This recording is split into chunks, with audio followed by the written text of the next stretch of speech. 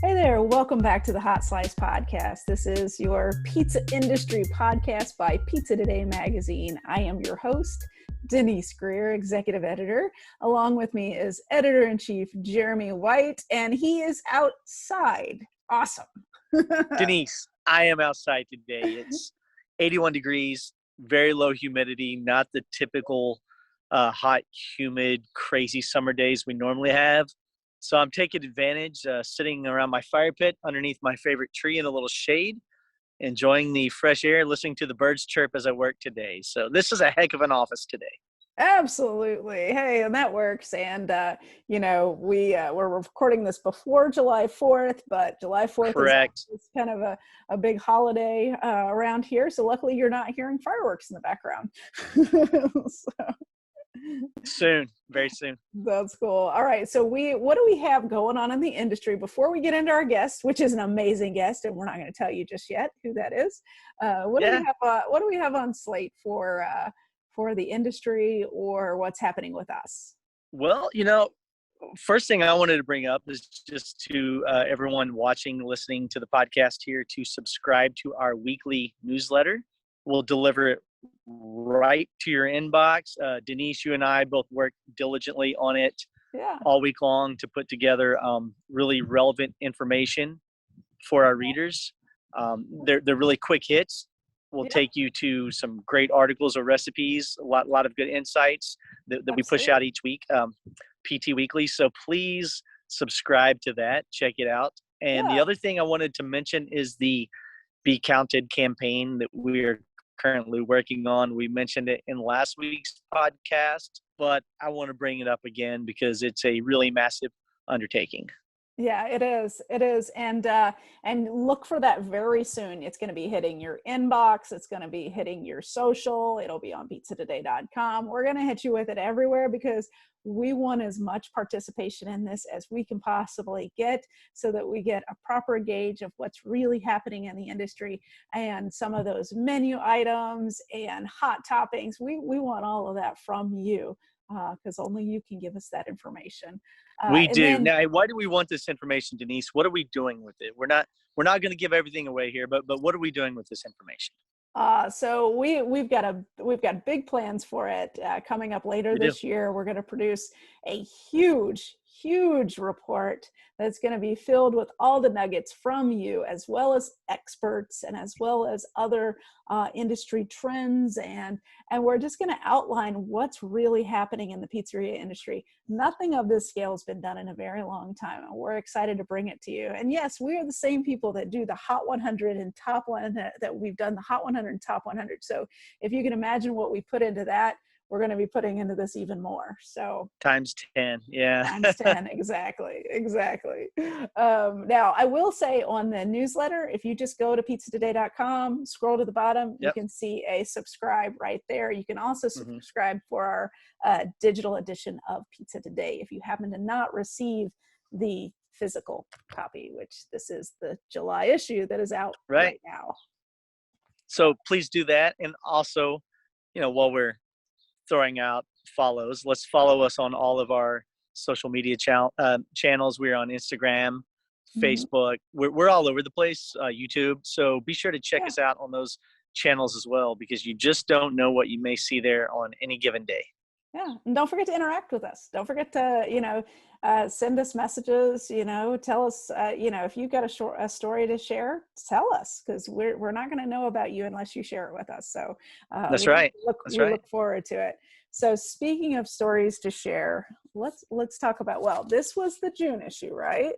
And that cover is really, really beautiful. And so our guest today happened to create this beautiful masterpiece. And he is a new columnist with pizzatoday.com, be none other than Chris Decker himself. I'm really excited to bring Chris on board. Chris has been a friend for a number of years. He has been working out of Metro Pizza alongside with John Arena. As we all know, John, I think Chris will call John the Pizza Yoda at some point. Yeah. So, John is definitely a mentor and a friend to many. Chris has worked part and parcel with John for a number of years. Chris has, in his own right, become one of the renowned pizza men, pizza makers around the world, one of the best pizza makers in America today. And so we brought him on board. You know, Tony Gimignani, another great, had a monthly recipe column that he contributed to Pizza Today each and every month of the year. It was fantastic, but it runs over time. Things run the course, and it's time to freshen things up a little bit. And we were talking one day about who would be a great person to take on the column next, and Chris Decker's name came up, and was that eureka aha moment, like, who else? So we named the column On Deck, and the issue that you held up, Denise, with the pizza with the berries on the cover was Chris's first contribution to us, the first of many, and he nailed it. That pizza was beautiful, delicious, and every other adjective that's positive that you can think of describes that pizza. Absolutely. He brought it, and I can't wait to see what he's going to do with this column over the coming years. Well, and in the July issue, spoiler alert. Well, actually, it's out now, so it's not a spoiler alert. Yeah. But the grilled pizza, we actually get into a little discussion about grilled pizza because I really stink at grilled pizza. I'm gonna just tell you that right off the bat. So I was excited to get his tips, and I'm gonna try it again. So in a later podcast, I'll let you know how it goes. All right. Well, you know, I'm not real great at grilling pizza myself. I think when it comes to the grill, I will stick with burgers, chops, steaks. You know, I'll stick to the basics. Yeah, that's great. Well, I think we should just jump right into talking to Chris because he's got so much great information to share. And he's such a good guy. And it's just, the conversation just never lacks when it comes to Chris. Let's get him on. Bacio is celebrating its 10-year anniversary, a decade of exceptional Italian pizza cheese, unmatched consistency, and partners that have become family. If you haven't had the chance to try it, purchase Bacio today and enroll in the Gold Club to receive cash back for every pound you buy.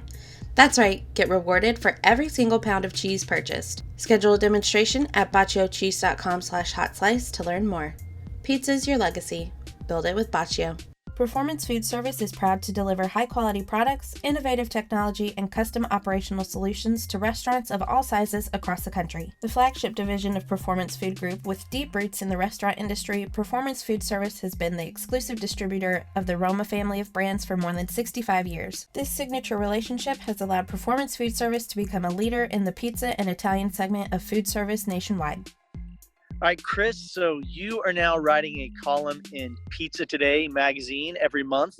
We're calling it On Deck, and it's where you feature a hot new recipe that you have developed, either something that you actually sell in your restaurant or that's trending, maybe a personal favorite of yours. Talk about the process that goes behind developing the recipes that we are publishing each month from you.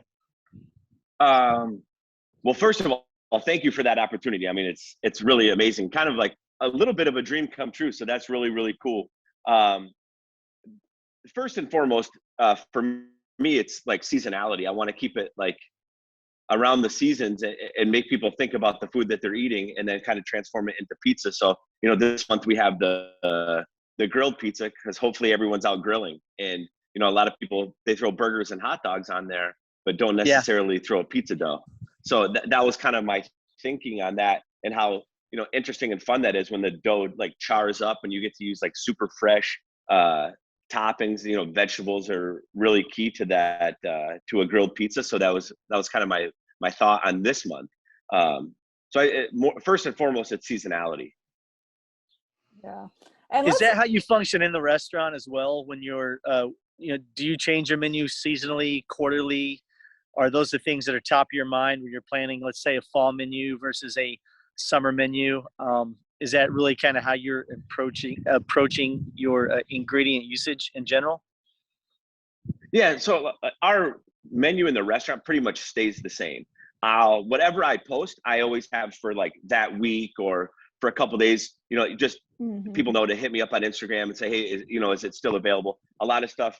You know, I'm really lucky to get some ingredients sometimes, so I might only have it for a day or two. You know, I might only get something from a supplier that can last me a day or two. So it all just depends. But the actual restaurant menu always is pretty much the same. That's why I try to do as many pop-ups as I can and really like express that creativity and use those fun pizzas.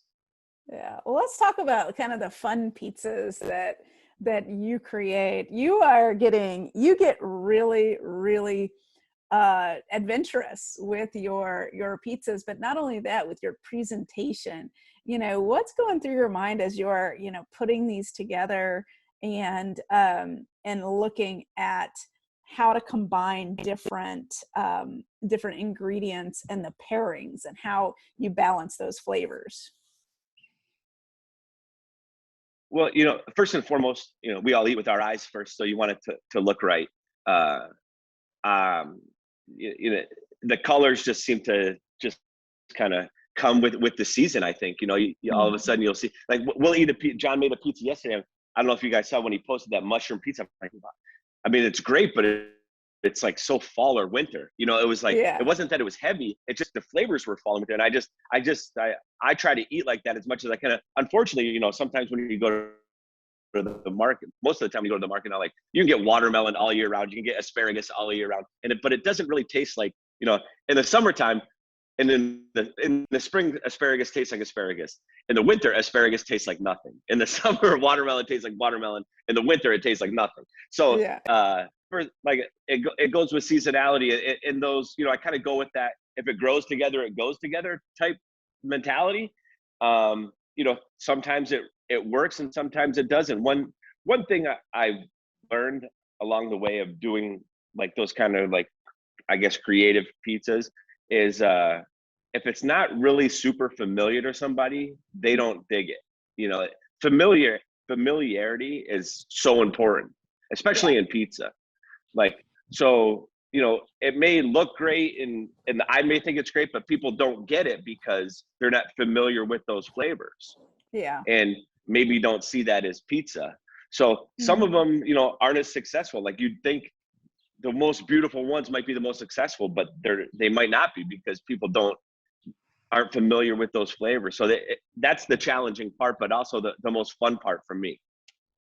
Yeah. Denise, I loved the first recipe Chris did for us, had the berries on it. Yeah, Not a that dessert pizza. I'm a huge berries. fan. Yes, I loved it. I'm a huge It was fan of so good. fruit on a non-dessert pizza. I think that if you can do it well, it's just amazing. Yeah. And this one was heavenly, Chris. This was Good. truly outstanding. What went through your mind when you threw that one together? I love pork belly first and foremost. Yeah. Pork belly is so good. The sweet and the salty were amazing. So yeah, and I just, thanks to Mike's Hot Honey, right? Everyone likes that sweet heat, but I wanted to do something else other than like the hot honey. So that's kind of where my mind went with that. And it's no disrespect to Mike. Like, look at that, what it's done and what he's done for the pizza industry. I just wanted to do some sweet heat with some pork. And if you're from the South, you understand that pork and blackberries go together.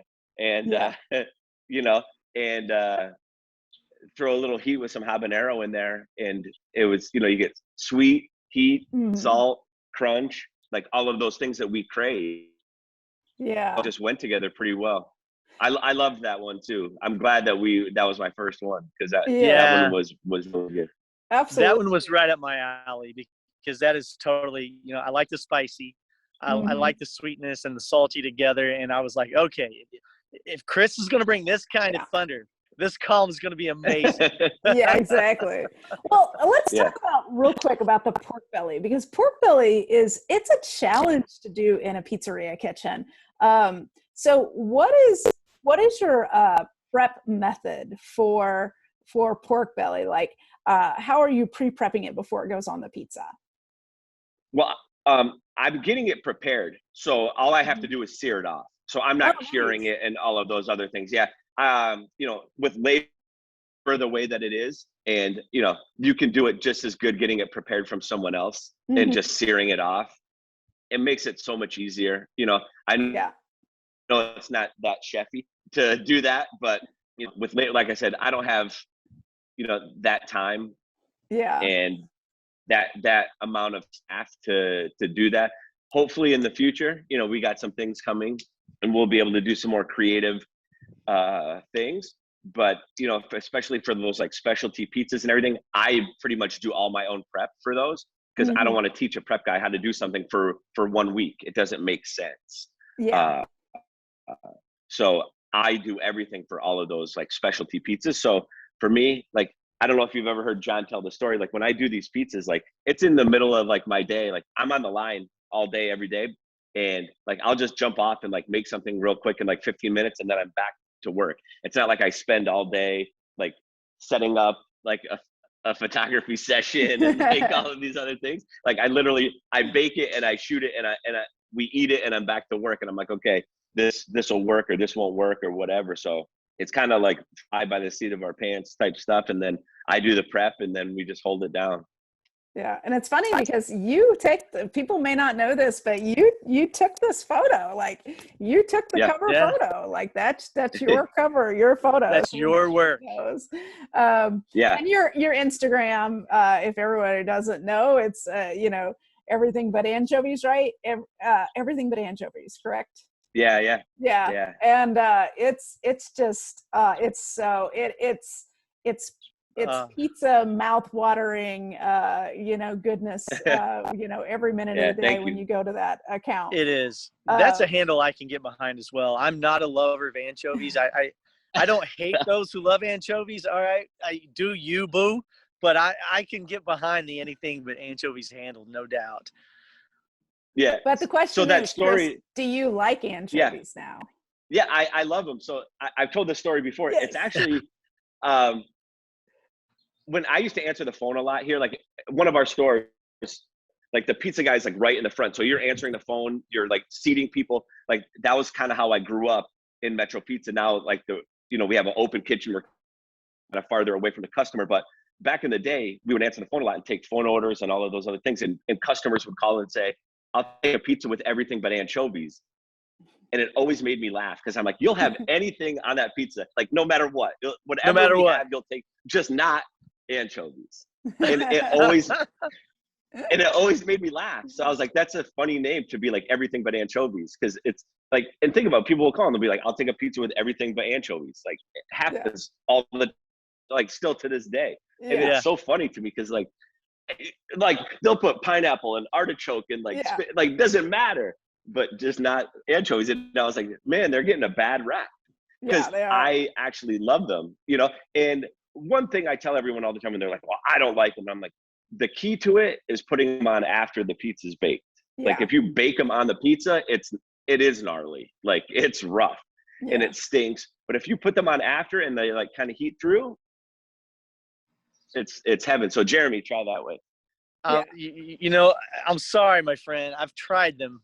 And even the white ones? Do it, but hey, real quick, Chris, so just for some people who are listening, who the overwhelming majority of people in this industry have a great understanding of who John Arena is and obviously deep respect for what he contributes to the industry. But you've mentioned John a couple of times, and it occurred to me there may be someone watching this who owns a pizzeria and wherever who's like, who's John? Who's John? So you're talking about John Arena, a founder of Metro Pizza, who you have worked side by side with for many years now. One of the most influential pizza makers in America, of course. You run some seminars with him at Pizza Expo. So that's who you're talking about when you say John. But while we're on this subject of John, just tell us a little bit about what it's like to work side by side with that guy. Now you've become a pizza master in your own right, but you had to start somewhere, right? And he was kind of the guy that gave you that start.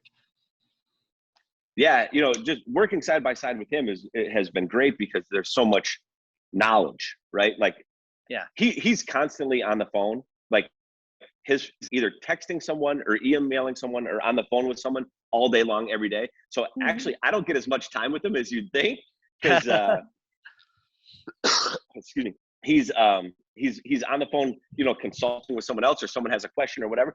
But, when it comes down to, like quality time and like it's invaluable. Like if we just go grab a cup of coffee and a pastry somewhere and just sit and talk about just like life and pizza and like knowing how far he goes back into when his family had a fruit stand in Little Italy in New York in the 40s, like what that was like, And when I told this story a couple times, so forgive me if you guys have heard it, but when I started at Metro, like John stretched, I topped, and his dad worked the ovens, and just to have that it was really special because his dad was so influential in John's life, and Yeah. John so much looks up to his dad, and I look up to John so much. Like, it's just really cool to have that dynamic, and he's everyone says John's like the pizza Yoda, and he really is. I mean, he'll tell you Yes. he'll tell you right on like what he's feeling in 99.999% of the time it's right, Oh, and he'll tell you this is too much this or not enough this, or you need to do this or you need to do that. And like I've learned it's just easier to listen, to try to go against his grain, because he's almost always right. So it's For special. sure. Yeah. that's awesome. So, Chris, what's next for you? I know that you've been, at Metro Pizza for a very long time, and Yeah. I heard a rumor about maybe some expansion in the future. I don't know what you're talking about, what you're not talking about, Yeah. but just Yeah. what's next? Well, originally when we talked a couple years ago, I had that, I wanted to do a wood-fired pizza here in Las Yeah. Vegas, and then, the whole world collapsed on us, and I was like, Screeching I halt. don't know. Yeah. I don't know if people are ready for more dine-in. I mean, our dine-in is good here, but still the takeout and delivery is so strong, and I'm sure it's probably that way around the country. It kind of made me like rethink, maybe what to do. So that one kind of got put on hold, and we're starting a new pizzeria in California called Truly Pizza, with Donna Baldwin and Steve Muller, our partners in that, John and I. And Mhm. it's basically California, so 90% of our dining room is outdoors, Yeah. which is great. We'll have a little wine bar upstairs, which is enclosed, Mhm. but the majority of our dining room will be, in the California sunshine, outdoors, which is, we're a block away from the beach and the wharf there. Yeah. So that'll be great. I'm super excited about that. That should be October, November, December-ish, somewhere around there. They say October. We know how that goes. Yeah. But I am super excited about that. Just, it's going to be all spotlight on California ingredients. Just if you've been to California, how much better their produce is than anywhere else, pretty much in the country. So I'm really excited about that. Just to, we've met some farmers and met some people that have some amazing products, different salamis and so on and so forth. And to be able to use and highlight those products and to highlight the state of California will be pretty fun. And what kind of pizza are you serving? Like, what's the pizza style, or what are you shooting for with your pizza? Yeah, I mean, I guess American artisan ish, Okay. Ish. So we're gonna have, I mean, it's kind of our own take on all of those things. I don't want to be like pigeonholed into one thing. We are gonna have a deck oven, so we're gonna have like everything that you love about a New York style pizza, everything that you love about a Neapolitan pizza, everything that you love about pan pizza. Mm-hmm. Hopefully we'll take bits and pieces of all of those things and incorporate it there. Some things that we're not able to do here at Metro, just because it's 40 something years of just giving you pretty much New York style. They're locked in. People don't even look at the menu anymore, Yeah. So being able to kind of create that and do something different will be fun. That's cool. Okay, so I did want to hit on one thing from this month. So this is July's, this grilled pizza. Yeah. And I've tried grilled pizza at home, and it was a disaster. I'm going to tell you that I didn't do it right. It fell through, and it was the worst. So as far as if people are wanting to experiment and try to do a grilled pizza, how can we get it right? Yeah. Okay, so it's the grill's got to be hot first and foremost. Yeah. We use a New York style dough. So if you use like a super high hydration dough, it's probably not going to work. Okay, mine is. It's just too wet. That's maybe why it fell through the grate. Yeah. Yeah. So we're at like 68, 5, somewhere around that percentage hydration. So, it's not, we're not in the 80s. So if your dough was too wet, that definitely happened. A lot of olive oil, like more obnoxious amount of olive oil, like more than you would think. So I put on there in the recipe, like I just flip over like a sheet pan and I oil that super heavy and you just kind of spread it out, on that. And that's the fun part, because it doesn't have to be perfectly round or perfectly square. It's kind of whatever the hell happens, happens. It's kind of like, and that's the fun part. So if you put it down the first time on the grates, it'll start to, you'll hear it crack and get crispy. It'll start to bubble up. I turn it a quarter of a turn, just like you would a steak or a burger. So you get some of those grill marks on there. And then I take it off. I top the grilled part with my toppings, and then you just put it back on the oven. So super light toppings. And it's kind of nice that like the cheese doesn't melt all the way, or you don't want it to, and you can let it go as far as you want. And the best part about it, even if it gets burned, like burnt grilled stuff tastes amazing. Burnt pizza oven stuff doesn't.